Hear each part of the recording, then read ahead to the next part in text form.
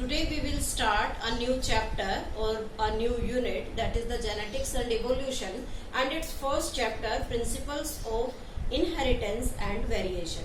In this chapter we will study about the different types of genes and chromosomes and how the characters from the parent to their offspring transferred. Now we can also study in this chapter about the variation, means how the different organisms of a species differ from one another, that is the variation. Now we will start it with the introduction, or we can say the basic terms used in this chapter in various topics. Now first of all we will start about the inheritance. Inheritance is the process by which characters transmitted from parent to progeny. Progeny means the new generation, means the character transferred from parent to the new generation. We can say that it is the basis of heredity. Second one, as the name of our chapter, that is the variation. Variation means the difference among organisms of a species, means a species members different from one another, or we can say the offspring, or we can say the progeny different from their parent, that shows the different variations present in that organism. Now we will start about the different terminologies in this chapter. First of all we will study about the gene. Gene is the discrete unit of inheritance, means that is the thing, we can say, is the part of our body, or we can say the chromosome, which helps in inheritance, means which helps in transferring of character from parent to progeny. This is known as the gene. But before the term gene, it is named paired factor, or you can say normally the factor. This factor word is used by the scientist George John Mendel. At that time gene word is not known. After the discovery it will be named as the gene word, that is the discrete unit of inheritance. Now second one is allele.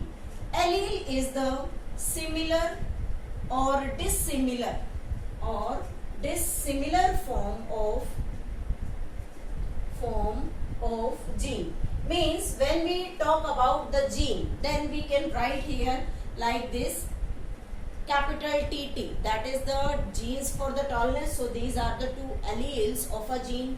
We can write like this. This is the one for the dominant trait, one for the recessive one. So this is also the allele, means dissimilar form.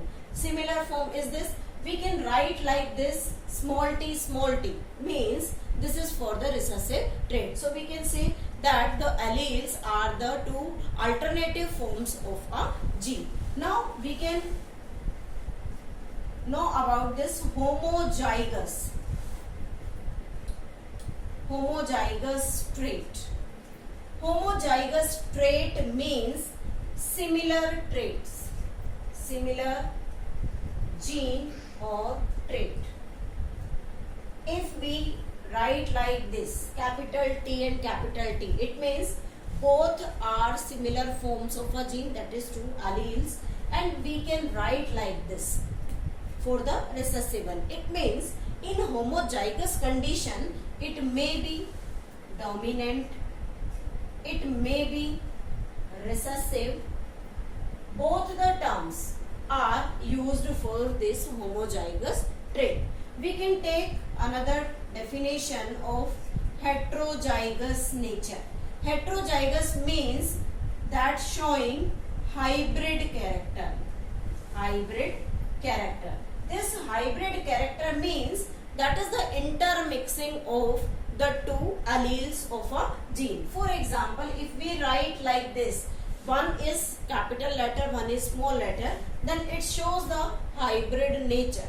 This hybrid nature is always heterozygous.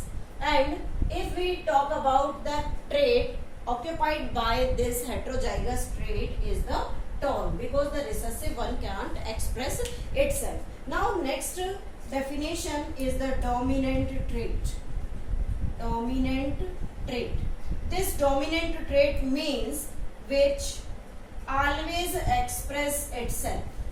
Always express itself even in the presence of recessive one. Recessive one.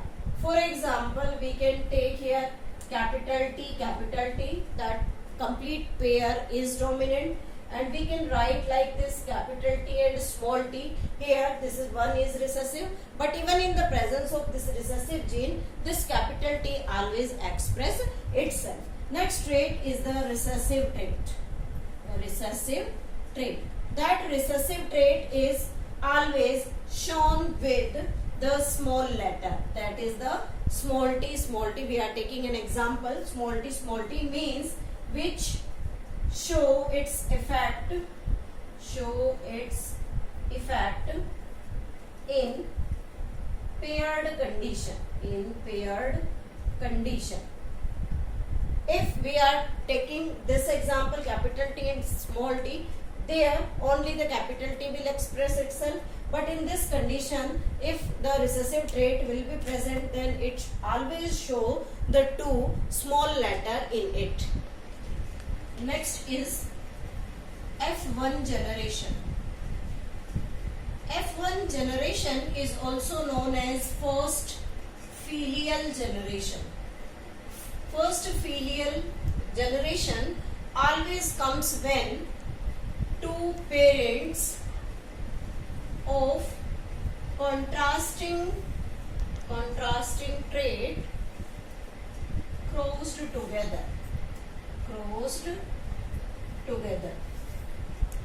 Means, if we are taking example here, if the tall plant crossed with dwarf plant, then after that cross, the progeny obtained here is always known as F1 generation. Second one is the F2 generation. F2 generation means second filial generation. Second filial generation.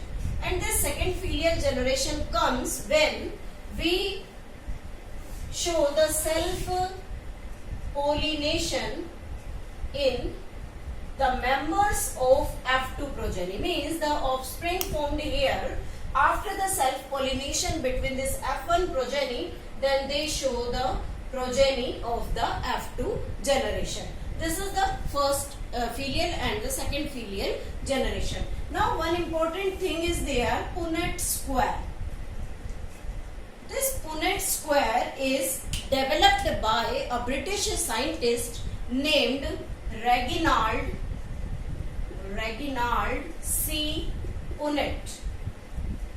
Reginald C. Punnett developed a cross-check, or you can say the board method, or we can say the graphical representative method.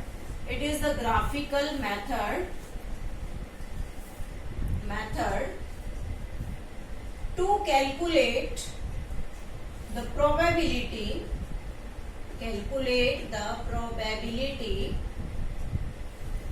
of different characters, or you can say the traits, characters or trait in progeny. We can calculate easily these different types of character. We are crossed here like this. So we with the help of this Punnett square, easy method of calculation of this different type of progeny character as well as in F1 and in F2 generation.